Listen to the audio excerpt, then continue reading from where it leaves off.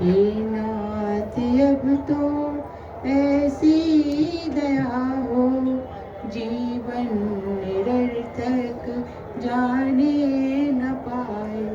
संसार में ही आसक्त रहकर दिन रात अपने मतलब की कहकर, सुख संसार में ही आसक्त रहकर दिन रात अपने मतलब की कहकर, सुख के लिए लाखों दुख सहकर ये दिन अभी तक यूं ही बिताए। हे नाथ अब तो ऐसी दया हो, जीवन निरर्थक जाने न पाए। ऐसा जगा दो कि फिर सो न जाऊं, अपने को निष्काम प्रेमी बनाऊं। ऐसा जगा दो कि फिर सो न जाऊं, अपने को निष्काम प्रेमी बनाऊं। मैं आपको चाहूं और पाऊं, संसार का भय रह कुछ न जाए। मैं आपको चाहूं और पाऊं, संसार का भय रह कुछ न जाए। हे नाथ अब तो ऐसी दया हो, जीवन निरर्थक जाने न पाए। वह योग्यता दो कि सत्कर्म कर लूं, अपने हृदय में सद्भाव भर लूं। वह योग्यता दो कि सत्कर्म कर लूं, अपने हृदय में सद्भाव भर लूं। नर्तन में साधन भव सिंधु तर लूं, ऐसा समय फिर आए न आए। नर्तन में साधन भव सिंधु तर लूं, ऐसा समय फिर आए न आए। हे नाथ अब तो ऐसी दया हो, जीवन निरर्थक जाने न पाए। हे नाथ मुझे निर्भमानी बना दो, मानिक हर लो दानी बना दो। हे नाथ मुझे निर्भमानी बना दो, मानिक हर लो दानी बना दो। आनंद में भी ज्ञानी बना दो, मैं हूँ तुम्हारी आशा लगाए।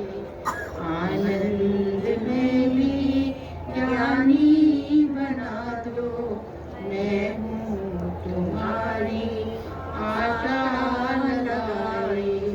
हे नाथ अब तो ऐसी दया हो, जीवन निरर्थक जाने न पाए। जीवन निरर्थक जाने न पाए।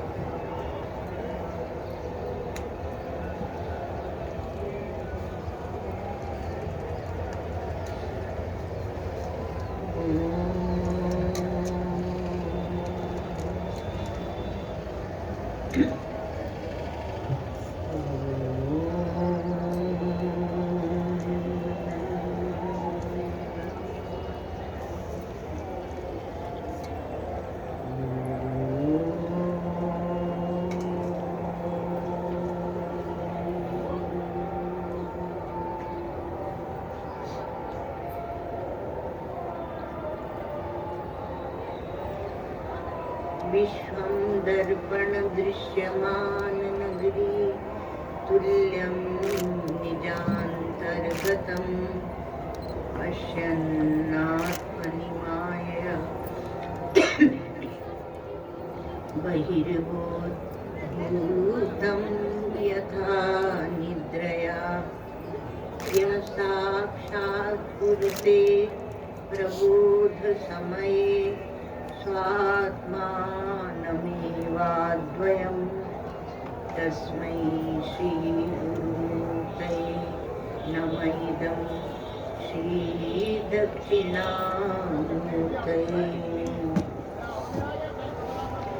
संभोगे विप्रलम्बे निर्भयमभयं भाति भूपो रसानां विक्षेपे वा समाधौ विहरणनिपुणा ब्रह्मविद्यैव नूनम् इत्थं लोकैरशोकैरनुपदमधिकं भाव्यमानो वधूतः श्रीपूर्णानन्दतीर्थः पथिकान् नन्दयन् ब्रह्मनीति अखण्डानन्द संबोध पूर्तये ब्रह्ममूर्तये सुधास्मितसमाश्लिष्ट नेत्रान्तस्फूर्तये नमः।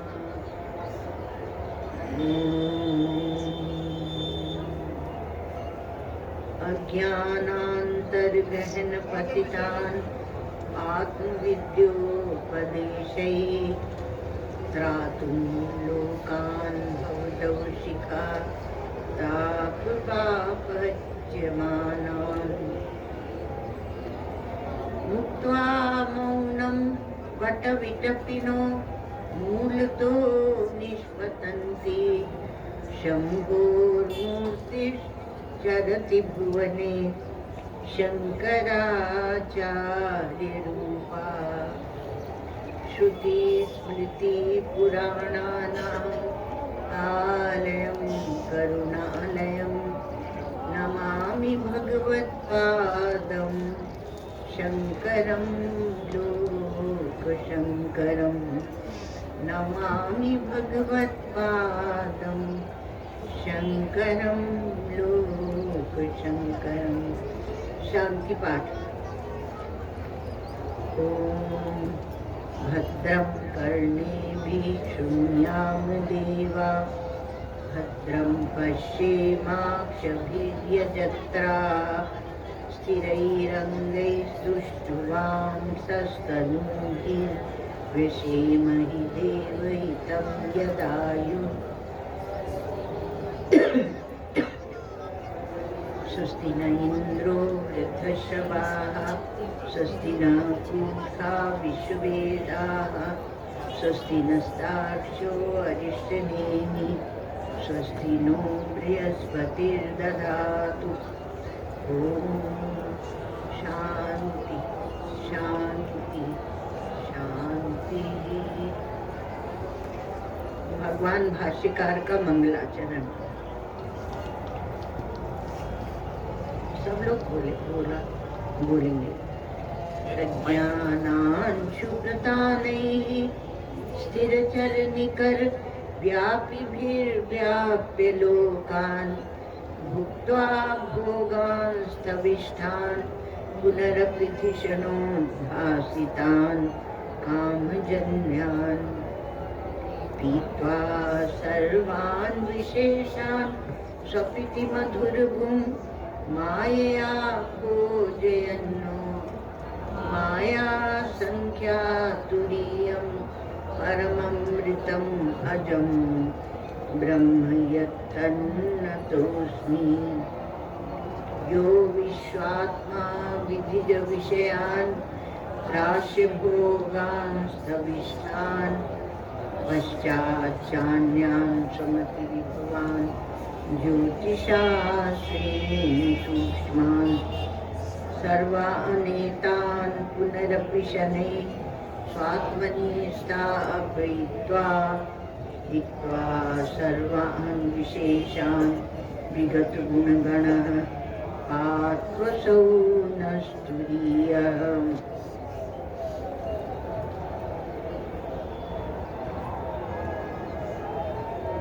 अद्वैत प्रकरण।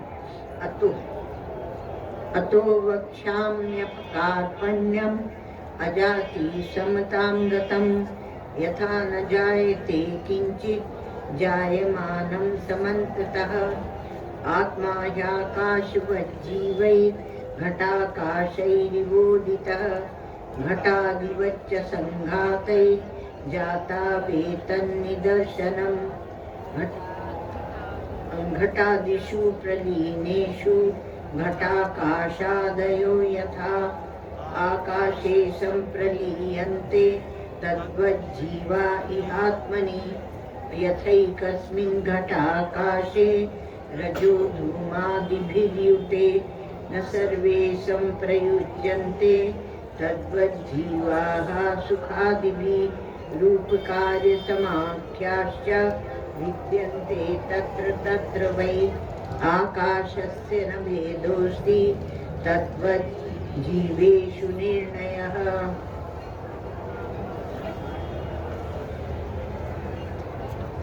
घटादिषु प्रलीनेषु घटाकाशादयो यथा आकाशे संप्रलीयन्ते तद्वत् जीवा इहात्मनि। तो कहा घटादि के लीन होने पर जिस प्रकार घटाकाश आदि महाकाश में लीन हो जाता है उसी प्रकार से यह जीव इस आत्मा में विलीन हो जाता है, हो जाते हैं।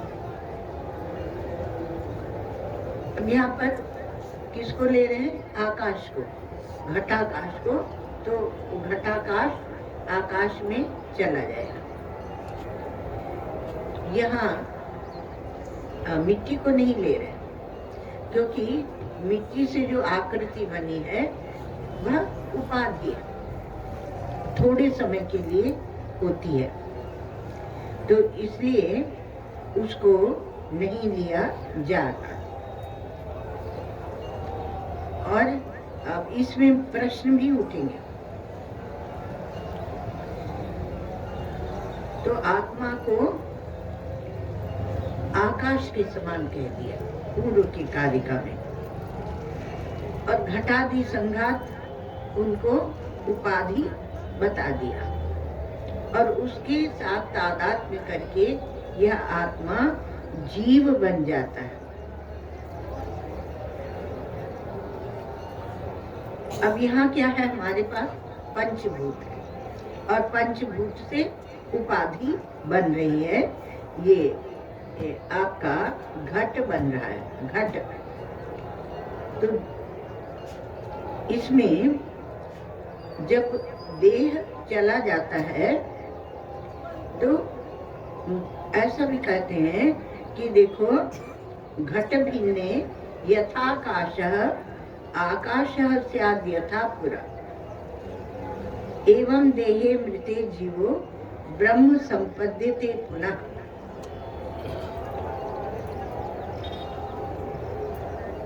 कहा कि घट से भिन्न जैसे आकाश है, वो घटाकाश, वो घट की आकृति से भिन्न है।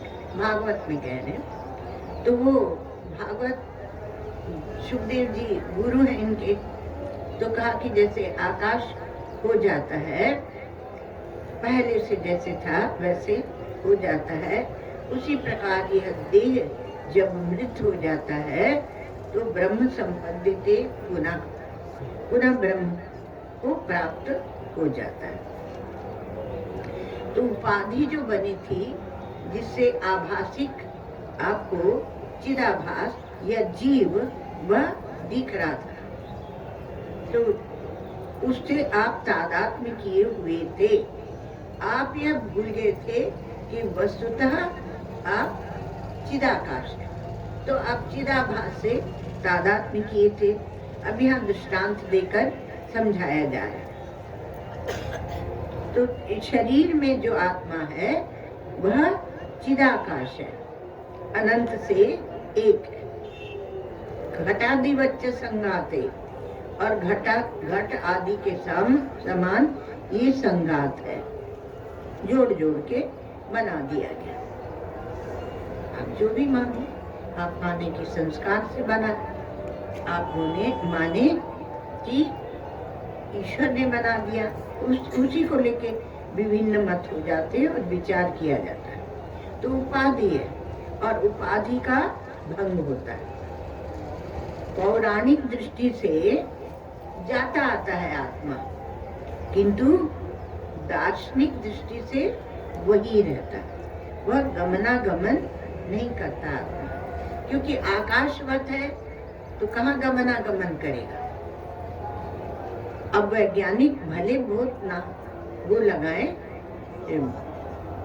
विचार करें, नाक लगाए और कहें कि हमने देखा जीवात्मा निकलकर जा रहा था। ठीक है, वो जीवात्मा नहीं है, वह सूक्ष्म शरीर है। तो गमनागमन किसका? आत्मा का नहीं होता है, उपाधि में जो सूक्ष्म शरीर है उसी का होता है, क्योंकि उनकी पहुंच वहीं तक है, इसलिए उसी का वो गणित लगाते हैं। तो सूक्ष्म जो ये उपाधि है वो स्वयं ही अपने अंदर स्वर्ग नरक आदि बना लेता है और फिर उससे तादात्म्य कर लेता है।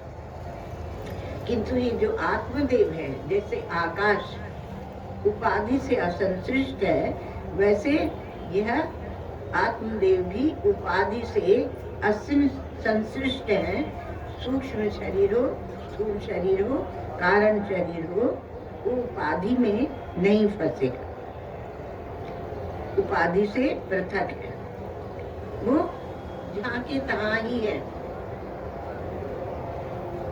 होता क्या है कि एक काल में ही हम अनेक काल की कल्पना कर लेते हैं। जो अखंड काल है वह आत्मा से अभिन्न है, वह निरअवयव है, और जो टुकड़े टुकड़े काल है वह काल्पनिक, उसी अखंड काल में जो आत्मा से अभिन्न है उसी में हम अनेक काल की कल्पना कर लेते हैं।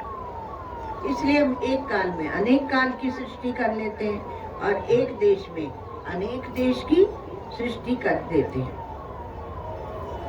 तो घट जो है वह आकाश में प्रतीति मात्र है। बड़े प्रश्न उठेंगे कि फिर आप ऐसे कह देते हो तो एक के दुखी सुखी होने से सबको दुखी सुखी होना चाहिए, क्योंकि आकाश एक है, तो उसको दुखित्व को लेकर प्रश्न उठते। अब हम तो दुखी होके कितनी कविताएं लिखते हैं और आप हमारे दुखी पने को ही छुड़ाए ले रहे हो। हमारे वियोगी होगा पहला कवि, आज से निकला होगा गान, निकलकर आंखों से चुपचाप वही होगी कविता अभियान। कवि तो शायद हमने ठीक बोला है, वो बचपन की पढ़ी हुई है तो तब बड़ी अच्छी लगती थी, धीरे धीरे उनमें बेवकूफी दिखने लगी। तो कहा कि वो दुखी होता है, तो कहा कि आपको आगे की कार्यक्रम में इसे 5वीं में स्पष्ट किया जाए। तो बहुत सी बातें हम लेकर, जो पूर्व पक्ष कह रहा है उसको लेकर और उस पर विचार करते हैं। तो वास्तव में आत्मा में मोक्ष और बंधन भी है नहीं, आत्मा में नहीं है बंधन और मोक्ष, बुद्धि में बंधन और मोक्ष है, और बुद्धि आपकी बदलती रहती है, और ये जो बदलती हुई बुद्धि है इसी के साथ हम जुड़े रहते हैं। चौथी कारिका का भाष्य पढ़ लिया था, किसी को याद है? हाँ, पढ़ लिया। देख भी सकते हैं। यथा घटाद्युत्पत्त्या घटाकाशादि उत्पत्ति, जब घट की उत्पत्ति होती तो घटाकाश की उत्पत्ति होती। घट आदि प्रलय ये पढ़ लिया था। और घट आदि के प्रलय होने पर घटाकाश आदि प्रलय। तद्वत् देहादि संघातोत्पत्त्या जीवोत्पत्ति। वैसे ही देह आदि जब संघात बनते तो जीव की उत्पत्ति होती है। और तत्प्रलय जीवानाम यह आत्मनि प्रलयो न स्वतः इत्यर्थ। और जब उसका प्रलय होता है तो जीव का प्रलय हो जाता है अपने आप। अब प्रलय भी कई प्रकार का होता है ना, क्योंकि एक तो रोज ही रात को आप सो जाते हैं तो लय हो जाता है। तो प्राकृतिक प्रलय कई प्रकार का प्रलय। और आत्यंतिक प्रलय वो ज्ञानियों का है। तो उसमें आत्यंतिक प्रलय जब होता है तब उसके बाद पुनः जन्म नहीं होता। और वो क्या है कि आप जब तक डरते रहेंगे ना कि हमें तो जन्म चाहिए, हमें तो शरीर चाहिए, तब तक ये वेदांत नहीं समझ में आएगा। ये अभय कारिणी विद्या है और जो अभय पद चाहते हैं उनके लिए। आगे चले भाष्य में, सर्वदेहेषु आत्मैकत्वम् एकस्मिन् जनन मरण सुखादि मत्यात्मनि सर्वात्मनां तत्संबंधः क्रियाफल सांकर्यं च स्यात् इति च आहुर द्वैतिनस् तान् प्रति इदम उच्यते। तो भाष्यकार भगवान कहते हैं कि आगे की जो 5वीं कारिका है, थोड़ा ध्यान से इसको समझ लेंगे, थोड़ा 2-3 दिन, तो आगे का तो आपको समझ में आ ही जाएगा, सरल है। तो क्योंकि यहाँ थोड़ा द्वैती जो है उनकी बुद्धि की बात है और उनका निराकरण किया गया। तो हमारी बुद्धि में भी वो प्रश्न होते, जब तक हम द्वैतवादी हैं वो प्रश्न होते हैं। जितने प्रश्न आप पूछ सकते हैं सब शास्त्रों में है और उनका निराकरण भी है।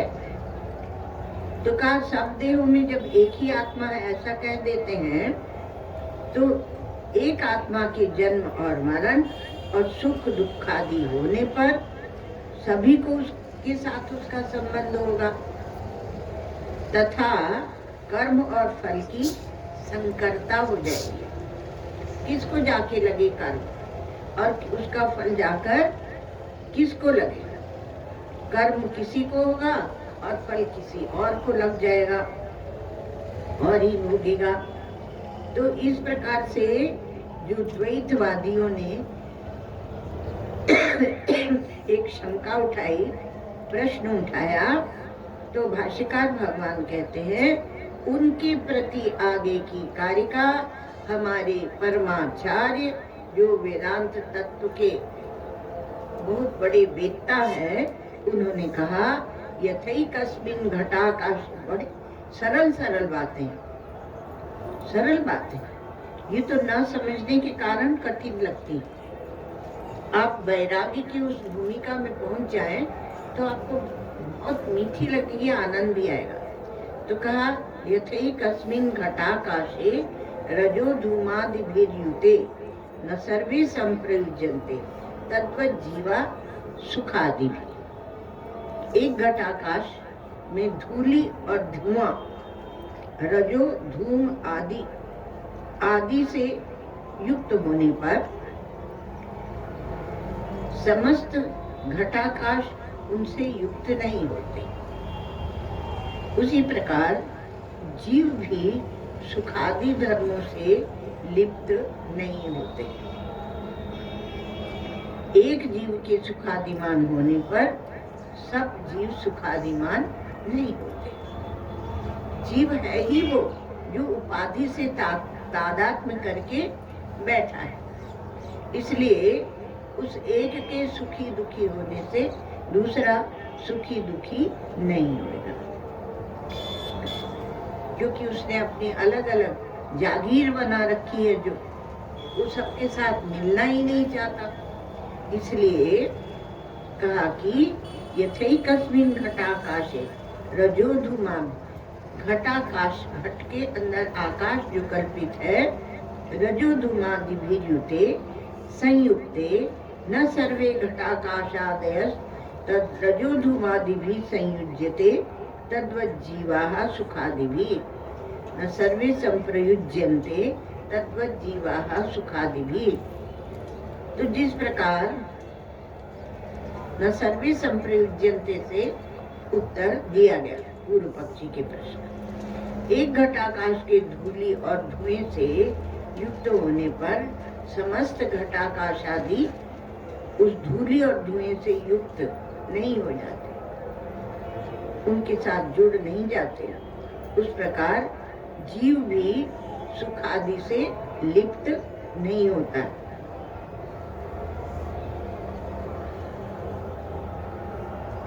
तो उत्पत्ति किसी की होती नहीं, बात हम लोग समझ के आए। और उत्पत्ति होगी, उत्पन्न होगा तो उसकी मृत्यु होगी।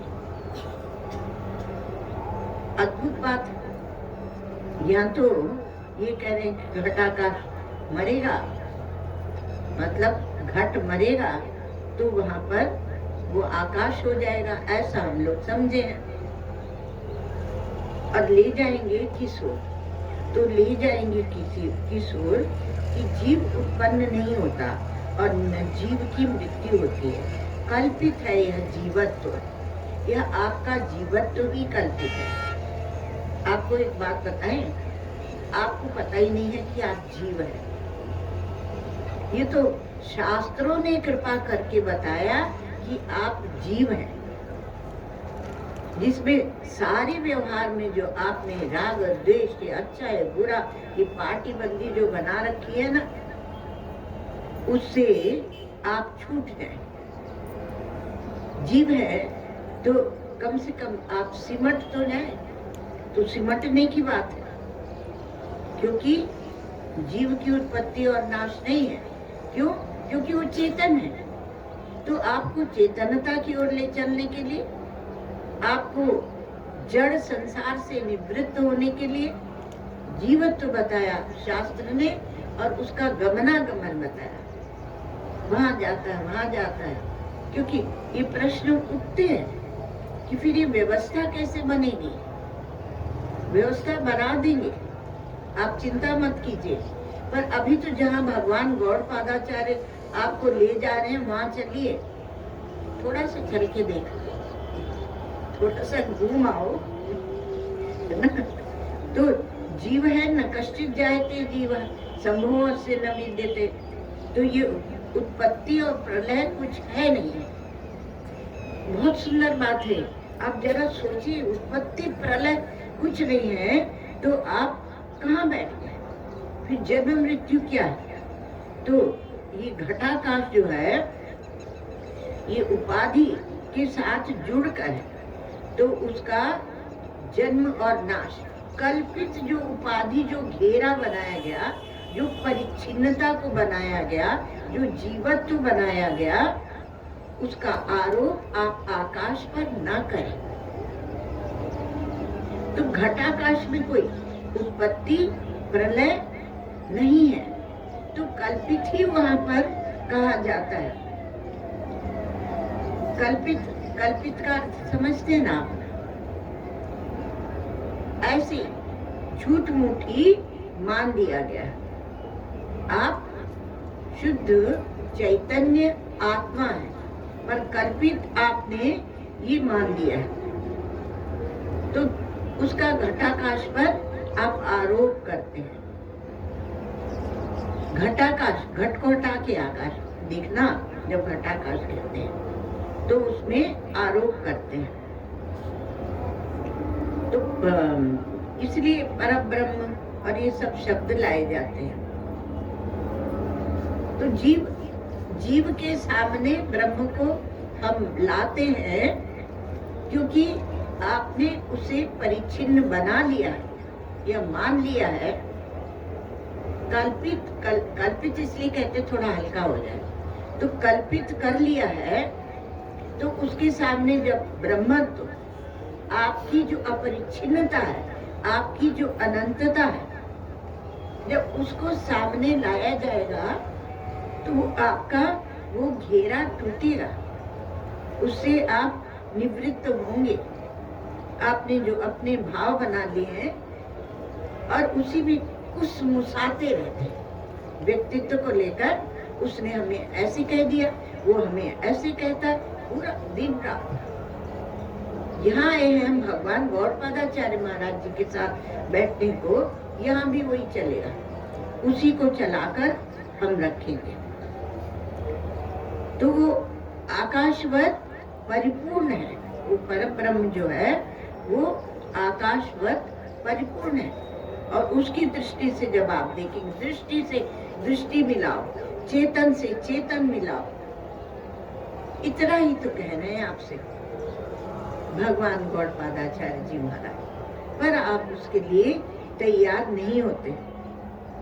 तो उत्पत्ति प्रलय किसकी दृष्टि से कहा जाता है? उपाधि की दृष्टि से। और चैतन्य की दृष्टि से, पर ब्रह्म परमात्मा की दृष्टि से वो परिपूर्ण है और घटवत उसमें जीव भाव है। एक उपनिषदों में एक मंत्र आता है, क्या? अंतः पूर्णो बहि पूर्ण। जैसे कि आप एक घड़े को समुद्र में डाल दें तो उसके अंदर भी जल है, बाहर भी जल है। क्यों? उपाधि कौन हो गई? अंतः शून्यम बहि शून्यम, शून्य कुंभ इवांबरे। अंतः भी शून्य है और बाहर भी शून्य है, जैसे कि एक खाली घड़ा आकाश में रख दिया जाए। तो अंतः शून्य वही शून्य, शून्य कुंभ इवांबरे। और अंतः पूर्णम वही पूर्णम, पूर्ण कुंभ इवार्णवे। याद आ गया, सरल सा है। तो कहा अंतः भी पूर्ण है, जल से भरा हुआ है, और बाहर भी पूर्ण है, जैसे कि एक घट को जल में, समुद्र में डुबा दिया है। तो ऐसा जो आपका परम पद है, अब उसका थोड़ा सा हम लोग विचार करेंगे, क्योंकि यहाँ पर दूसरे दर्शनों का, द्वैतवादियों का निषेध है। ऐसा हम लोगों को कौन समझा रहे हैं? भगवान भाष्यकार। उनकी तो करुणा अपार, तो वो हमें समझा रहे हैं। तो कहा कि ये जीव भाव उत्पन्न और नष्ट होता है, तो जो अध्यारोप था उपाधि का, उसको समाप्त किया जाता है। आप क्रियापद का प्रयोग करते हैं, अस्ति, भवति और करोति। कुछ भी उत्पन्न होता है ये सृष्टि में, आप इन क्रियापदों का उपयोग करते हैं। तो अस्ति में क्या है? केवल है। अस्ति, उसमें न द्वैत है, न परिवर्तन है और न प्रयत्न है। अस्ति। और जब भवति कहते हैं तो वो है और उसमें परिवर्तन है, कुछ हुआ है। भवति माने होना, और प्रयत्न नहीं है। पर जब करोति कहते हैं तो उसमें है पना भी है, अस्ति भी है, तो है पना भी है और परिवर्तन भी है और प्रयत्न भी है। आप जब कर्म करते हैं तो करोति में होते हैं, और यहाँ ईश्वर की दृष्टि से आप देखें तो भवति जब कहते हैं तो उसमें परिवर्तन है पर प्रयत्न नहीं है। तो तीनों में ले जाते हैं। जो द्वैतवादी हैं वो इन तीनों पदों में ईश्वर को ले जाते हैं। नैयायिक भी ईश्वर का निरूपण करते हैं, परमात्मा का चिंतन करते हैं। तो वो कहते हैं कि ईश्वर इस सृष्टि को करोति माने बनाता है। तो निमित्त कारणवादी जितने हैं वो आपका अभिन्न निमित्त उपादान कारण याद कर लेना। निमित्त कारण जैसे कुम्हार और उपादान कारण जैसे मिट्टी, घट के बनने में, घट जब बनता है तो जो निमित्त कारणवादी है वो मानते हैं कि जगत का निर्माण होता है, जगत का निर्माण करता है ईश्वर। तो बड़ा प्रयत्न के साथ करता है और इसीलिए जिंदगी भर ईश्वर को कोसते रहते हैं, ऐसा क्यों किया, ऐसा क्यों किया, कि भगवान ऐसा क्यों करता है, भगवान ऐसा क्यों करता है। वो अपने को उसी में थोड़ा सा ऊंची भूमिका में मान लेते हैं और हम लोग भी मान लेते हैं। कम से कम जो अपने राग और द्वेष में उलझे हुए हैं उनसे ऊपर तो उठा ईश्वर, ईश्वर पर तो उसकी दृष्टि गई, तो कहीं से तो हट रहा है। जहाँ जहाँ हटोगे वहाँ वहाँ प्रसन्नता है। तो श्री रामानुजाचार्य आदि जो है, एक ने कहा करोति, उन्होंने कहा भवति। निर्माण करता नहीं है वह जगत के रूप में हो जाता है। हमारी एक मित्र है, बहुत प्यारी मित्र है वो। तो हम लोग वृंदावन में महाराज जी जब तक पधारे तब तक बैठ बैठ के कोई जप करते थे या शांत बैठते थे या कुछ विचार करते थे, प्रतीक्षा कर रहे हैं। अब तो वो समय ही चला गया, अब तो प्रतीक्षा की बात ही नहीं है। हम आए तब आए जब गुरु जी आ जाए तब हम आए। जो कि सत्संग का यहाँ आयोजन है उसमें भी ये बात है। और आश्रम में अगर सत्संग करो तब तो आपको क्या बताए, क्या कहते। और फिर उसके बाद 100 साल के बाद ये कहा जाएगा कि तुम तो कुंभ में ही बोलते हो, तुम आश्रम में तो सत्संग प्रवचन करते ही नहीं हो। अरे बाबा किसके साथ करें।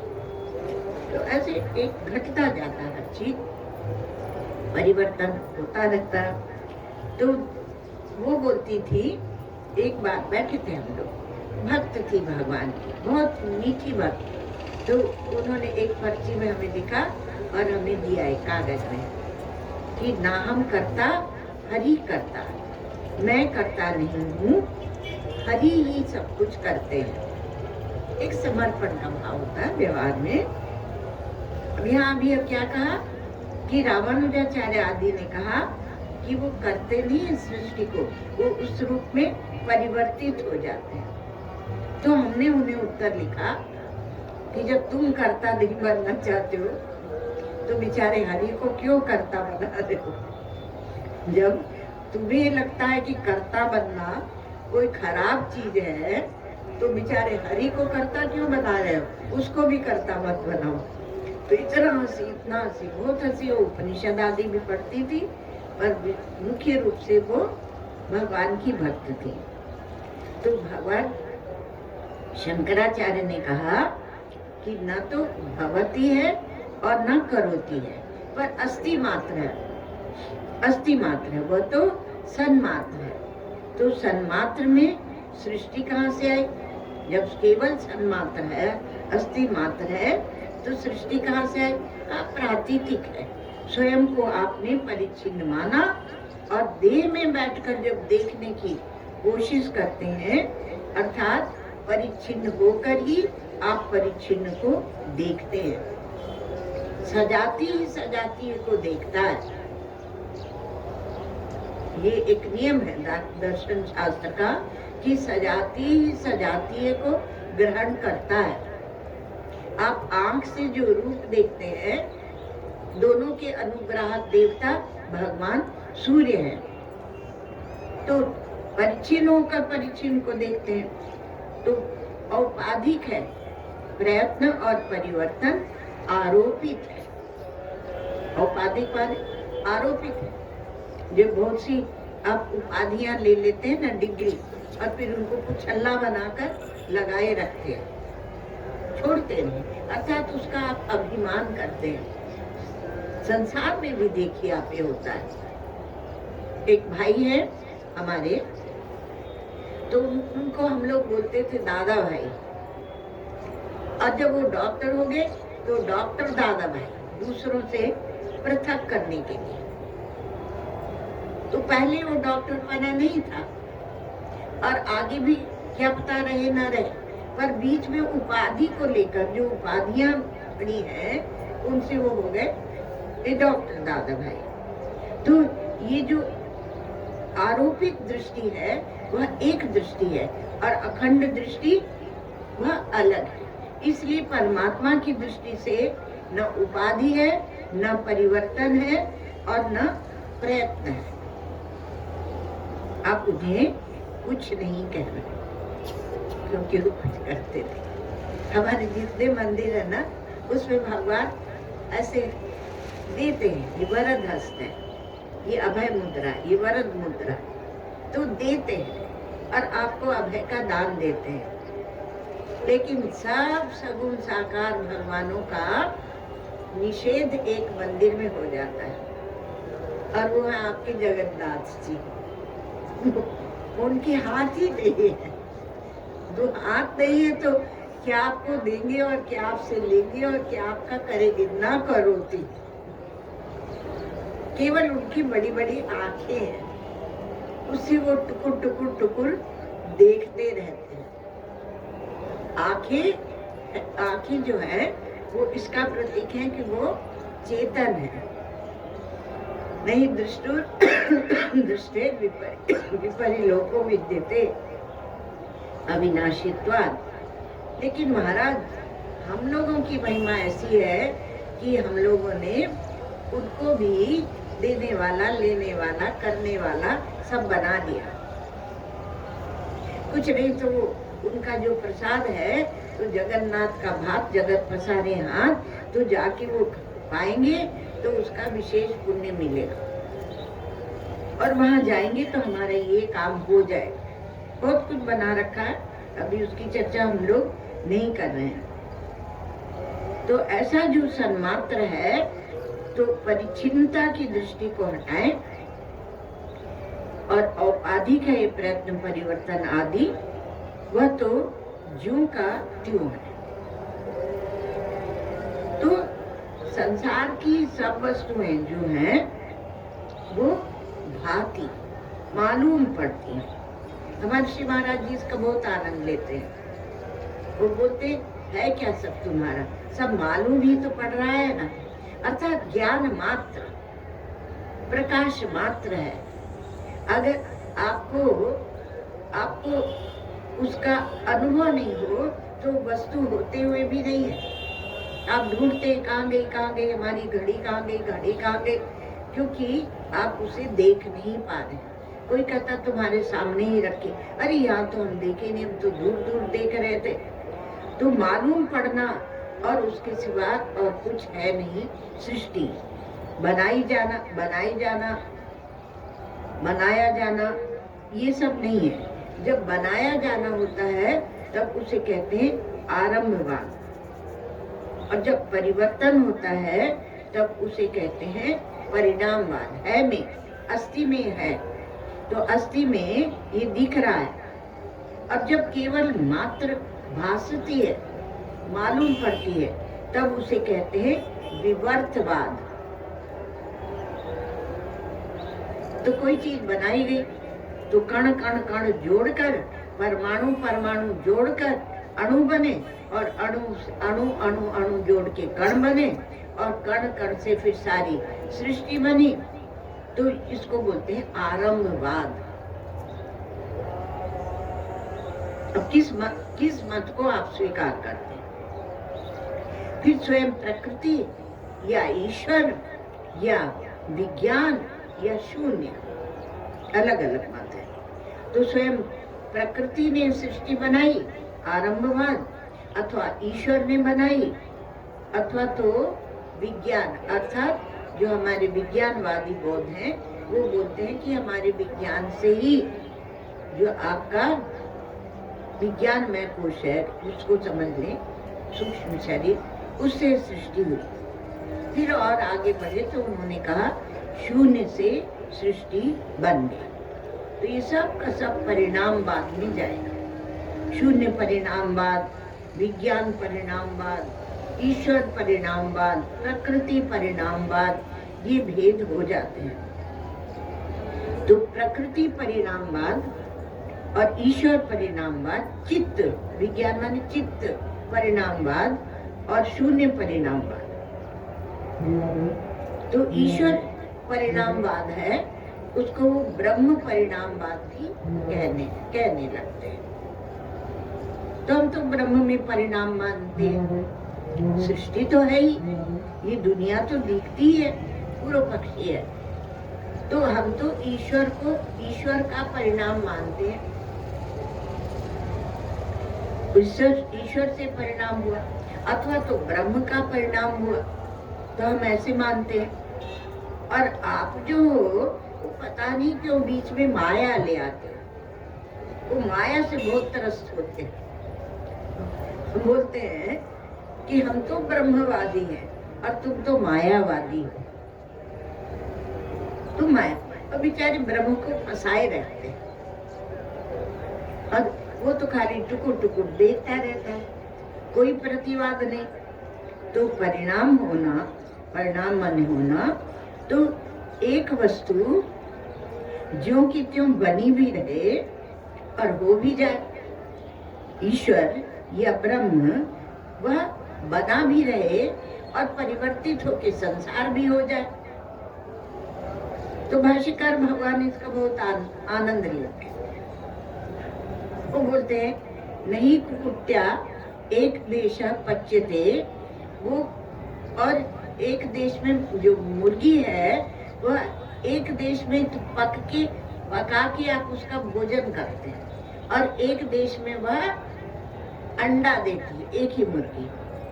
ऐसे तरह तरह का हंसी बनाई है। तो कहा कि जो ईश्वर है या ब्रह्म है, उसकी नित्यता का ही इसमें व्याघात हो जाता है, शून्य के शून्यत्व का ही लोप हो जाता है। और जो विज्ञान है, चित्त है, तो पूर्व विज्ञान की जो सिद्धि हम करते हैं वही अनंतर विज्ञान के समय वही परिवर्तित होता है। तो होना भी नहीं है। तब कहा कि वो होना मालूम पड़ता है। वो मालूम पड़ता है, आप भी कहेंगे ये दुनिया ऐसी मालूम पड़ती, वो मालूम पड़ता ही हमारा विवर्तवाद है। तो मालूम पड़ता है बनना, तुम जितना भी गणित लगा लो, वो अद्वैत अपने में प्रतिष्ठित है। वो कहता है कि तुम्हारा होना मालूम पड़ता है, बनना मालूम पड़ता है। जो बनाने की बात करते हो तो वो बनाना भी मालूम पड़ता है। वो किसमें मालूम पड़ता है उसको जानो। जिसमें मालूम पड़ता है वह अस्थि है, वह सन्मात्र है। तो मनुष्य है, पृथ्वी है, पशु है, खंभा है, प्रकाश है, इसमें है करके जो अनुस्यूत है वह अस्थि अस्थि अस्थि है। और वह अस्थि अस्थि रूप से भास रहा है, अर्थात सत और चित। अस्थि माने सत और भास रहा है अर्थात चित। तो अस्थि अस्थि अस्थि, तो सत और चित। तो ये जिसमें मालूम पड़ते हैं वह अस्थि है और भास रहा है। अस्थि अब कहेंगी तब जब भासेगा, जब भासेगा ही नहीं, अर्थात आपको ज्ञान ही नहीं होगा, तो कहाँ भास रहा है, किसको भास रहा है? इसलिए आत्मा को भासता है, क्योंकि आपके सिवा और दूसरी कोई चीज जो भी है वे सब कभी अस्थि होती है तो कभी नास्ति होती है, कभी है और कभी नहीं है। जागृत अवस्था में पूरा दिख रहा आपको कुंभ का मेला, और सो गए तो कहा सो गए तो स्वप्न में भी देख लेंगे उसको। बहुत से लोग ऐसे कहते हैं। हमारा दृष्टांत बहुत अच्छा नहीं मानना, पर जैसे कि ज्योतिषी ने कहा कि अगर तुम्हें सांप दिखाई पड़ेगा तो तुम्हारे घर में संपत्ति आएगी। तो आप दिन भर बैठ के सांप का ध्यान करें, सांप का ध्यान करें कि स्वप्न में सांप दिख जाए, ऐसे ही चल रहा है सब मामला ऐसे ही है। हमारे पश्चिमी उत्तर प्रदेश में ऐसे बोलते मामलो बिगड़ गया। तो दिन भर सांप का ध्यान करेंगे, चलो ऐसा करते, सांप का ध्यान करते, और जब सपने में सांप दिख जाएगा तो संपत्ति आई जाएगी। तो और कुछ नहीं करते, दिन रात सांप का ध्यान करते हैं कि रात को सपने में सांप दिख जाए। तो अस्थि रूप से जो भास रहा है, वो जो आत्म तत्व है, वह है भी और भासता भी है भी और भासता भी है। और उसको आप कभी नास्ती नहीं कह सकते, अपने आप को आप कभी नास्ती नहीं कह सकते कि अब वह नहीं है। ये पूरा जो है, जो आप देख रहे हैं, जिसके आप दृष्टा बने हुए हैं, उस दृश्य का अभाव है, पर दृष्टा का अभाव नहीं है। दृष्टा की दृष्टि का अभाव नहीं है। तो जो जितना भी विचार होता है, क्योंकि जिसकी नास्ती नहीं है, उसी को पकड़ के हम अनुभव की ओर चलेंगे।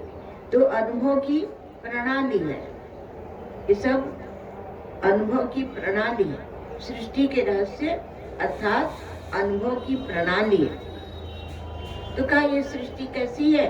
तो वेदांती ने कहा यह भानात्मक है, अर्थात भासती है, केवल मात्र दिखती है। कब कैसे भान होगा, यह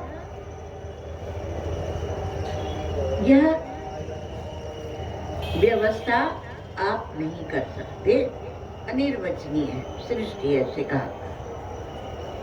तो पुराण आदि ने एक संभावना प्रमाण रखा, और उन्होंने जैसे भविष्य पुराण तो का क्रमिक सृष्टि बताई, विकास, और किसी ने दूसरे प्रकार से सृष्टि बताई, अनेक प्रकार से सृष्टि बताई। जो अब हो रहा है वो सब वहां उसमें बता दिया गया। तो सृष्टि के बारे में जो क्रम है, तो वहां क्या कहते हैं? भूत्वा भाति। पहले सृष्टि हो जाती है, फिर एक क्रम बनते हैं। एक क्रम ये है कि भूत्वा भाति, सृष्टि होकर तब हमें भासती है। आप बोलते मालूम पड़ती है, दिखती है, भासती है, प्रतीत होती है, तमाम दुनिया भर के शब्द लाके हमारे दिमाग में डाल रहे हो, पर है तो ना, है तब तो, अर्थात बनी है तब हमें यह प्रकाशित होती है। तो दूसरा क्रम लिया कि नहीं, भात्वा भवति, ये आपकी दृष्टि सृष्टिवादी, ये आपके गौड़पादाचार्य जी महाराज, ये आपकी एक जीववादी। तो का वादी होता नहीं, पर ऐसे आपको समझाने के। तो भात्वा भवति अर्थात पहले मालूम पड़ती है और तब होती है। पहले मालूम पड़ती, फिर दोहरा कर आप उसको पक्का कर लेते हैं। और तीसरा है, एक ने कहा कि भूत्वा भाति, दूसरे ने कहा भात्वा, पहले भात्वा तब भवति। तीसरा है, उन्होंने कहा भानम च भवनम च युगपद एव, अर्थात भासना और होना एक कालिक है, एक साथ होते हैं, स्पॉन्टेनियस, तो एक समय में ही होते हैं। चौथा क्रम आया, उन्होंने कहा कि भानम च भवनम च, सृष्टि की बात कर रहे हैं, आपकी सृष्टि, उभयम अपि मिथ्या, इसका जो दिखना है और इसमें इसका जो होना है, दोनों ही ऐसे हैं जैसे मरु मरीचिका का जल। मरु मरीचिका वहां जल दिखता है पर वह है नहीं, इसलिए उस दोनों को मिथ्या कर दिया, उसका होना और उसका मालूम पड़ना दोनों गए एक साथ। इसलिए उभयमपि मिथ्या, उभयमपि मृषा। मिथ्या थोड़ा हल्का शब्द है, उसमें कदाचित है कदाचित नहीं है, पर जब टक्कर की चोट करेंगे तो मृषा कह देंगे, यद्यपि मृषा वो है ही नहीं। तो जैसे जैसे संप्रदाय होते हैं वैसे वैसे आप उस प्रकार से मानते हैं, इसलिए संप्रदायवादों से सावधान रहना चाहिए। जड़ संप्रदाय है तो जड़ संप्रदाय है तो वो कहते हैं कि वस्तु में ज्ञान उत्पन्न होता है, जैसे हमारे चार वाक आदि। और ज्ञान संप्रदाय है, वो कहते हैं कि भास्कर होता है, ये हम बता रहे थे आपको कि भास्वा भवति, तो भास्कर तब होता है, तो चैतन्य संप्रदाय। और भानम और भवनम यानी होना और प्रकाशित होना दोनों ही सत्य है, ये एक संप्रदाय है। तो वो बोलते हैं कि दोनों ही सत्य, दोनों को सच मान लो, तुम्हें क्या तकलीफ है, क्यों तुम माया माया बीच में लाते हो। तो ये अनादि है और सत्य है, ये द्वैतवादी है। और इसमें हमारे सांख्य, जैन, योग, न्याय सभी सभी दर्शन आ जाते हैं। और बौद्ध जब आते हैं तो वो इसको, उनकी शून्यवादी भी है ना, तो वो उसको शून्य कर देते हैं। और अब वहां पर कुछ रह ही नहीं जाता। अब जब पांचवे आते हैं अद्वैत वेदांती, तो कहते हैं कि भानम च भवनम च उभयमपि अद्वैत एव।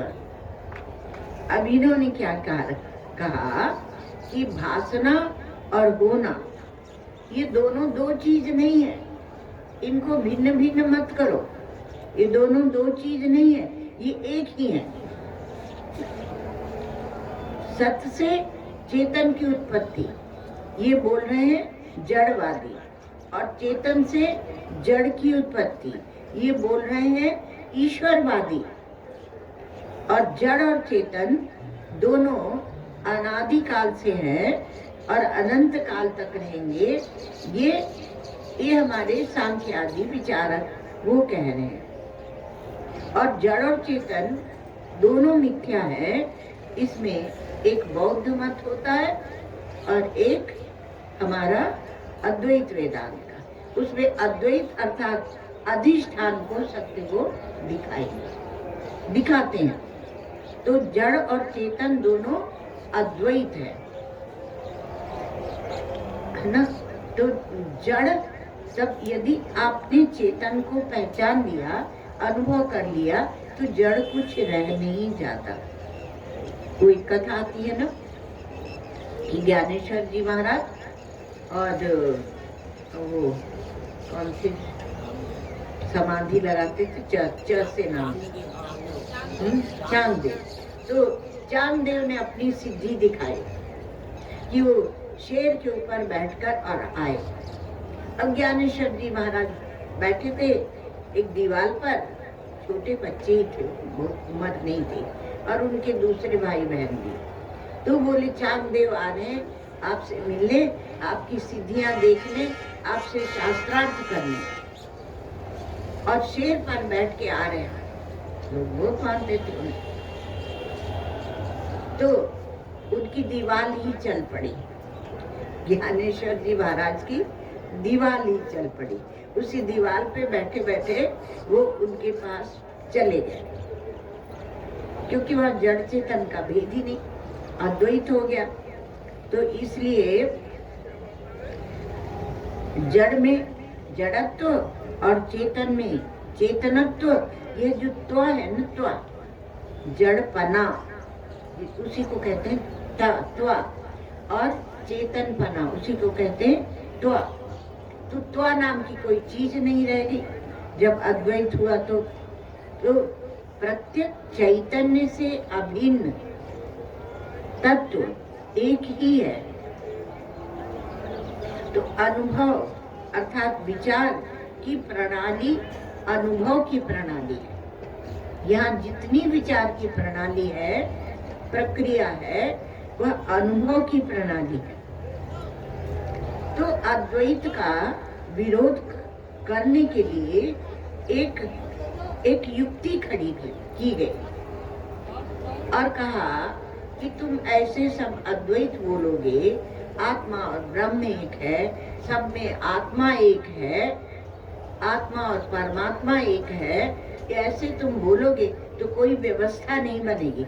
व्यवस्था अनुपत्ति, ये द्वैतियों का, पूर्व पक्षियों का बड़ा भारी अस्त्र है कि कोई व्यवस्था नहीं बनेगी। व्यवस्था माने धर्म का क्या करोगे, पाप पुण्य का क्या करोगे, आराधना उपासना का क्या करोगे, सारा तो हम लोग उसी में चला रहे हैं। श्रद्धा किस पर करोगे, किसकी व्यक्ति पर श्रद्धा नहीं होती। श्रद्धा या तो गुणों पर होती है, जाने किस पे होती है। जैसी आपकी स्थिति होती है वैसी आपकी श्रद्धा होती है। तो आपकी उसके आचरण पर श्रद्धा करते हैं, उसके गुणों पर श्रद्धा करते हैं, अथवा तो आप का श्रद्धा को उसके भाव पर श्रद्धा करते, उसकी तपस्या पर श्रद्धा करते, उसके ज्ञान पर श्रद्धा करते। कबीर बाबा खक्कड़, उन्होंने कहा जाति न पूछो साधु की, पूछ लीजिए ज्ञान। मोल करो तलवार का, धरन रहन दो म्यान। तो आप किसको पकड़ रहे हैं? आप जिसको पकड़ रहे हैं आप वहीं बैठे हैं। ये बहुत भाव में डूबे रहते हैं, ये हृदय से बोलते हैं, इनके अंदर प्रेम बहुत है। एक वह दृष्टि है, आपकी जैसी दृष्टि होगी वैसा ही गुरु आचार्य आपको मिलेगा। और एक यह है कि उनको ज्ञान की स्पष्टता, वो चाहे जैसे खाते हो, जैसे सोते हो, जैसे रहते हो, उससे हमें मतलब नहीं। तो इसलिए जिसको केवल ज्ञान से मतलब है उसे ज्ञानी गुरु मिलेंगे। तो इन्होंने एक ये चीज लाए, इन्होंने कहा व्यवस्था अनुपत्ति, व्यवस्था बिगड़ जाएगी। अरे भाई, खंडन मंडन के लिए भी एक आधार चाहिए। बड़ा आदमी कहता है तू अवेद वचन है, तो वो कहते हैं कि व्यवस्था बिगड़ रही है, धर्म की, उपासना की, जीवन व्यवहार की, शैली की, सब व्यवस्था बिगड़ रही है। इसलिए अद्वैत अद्वैत ये मत करो। और किसी ने कहा कि ये अशक्यानुष्ठानत्वात्, कैसे व्यवस्था बिगड़ी कि इसका अशक्य अनुष्ठान। अद्वैत है तो इसका अनुष्ठान अशक्य, अशिष्ट अपरिग्रहणात्, शिष्ट का परिग्रह नहीं होता, अर्थात शिष्ट इसका परिग्रह व्यवहार में नहीं करते हैं। तो पूर्व पक्षी का यह विचार है कि यह अद्वैत मानने लायक नहीं है, क्योंकि व्यवस्था अनुपत्ति, व्यवस्था की बिगड़ती है। और भी इसमें विचार है, लेकिन समय हो गया है तो अभी हम लोग पूरा कर लेते हैं। तो ओम सर्वे भवन्तु सुखिनः, सर्वे सन्तु निरामयाः, सर्वे भद्राणि पश्यन्तु, मा कश्चित् दुःखभाग् भवेत्। असतो मा सद्गमय, तमसो मा ज्योतिर्गमय, मृत्योर्मामृतं गमय। ॐ पूर्णमदः पूर्णमिदं पूर्णात् पूर्णमुदच्यते पूर्णस्य पूर्णमादाय पूर्णमेवावशिष्यते। ॐ शान्ति शान्ति शान्तिः।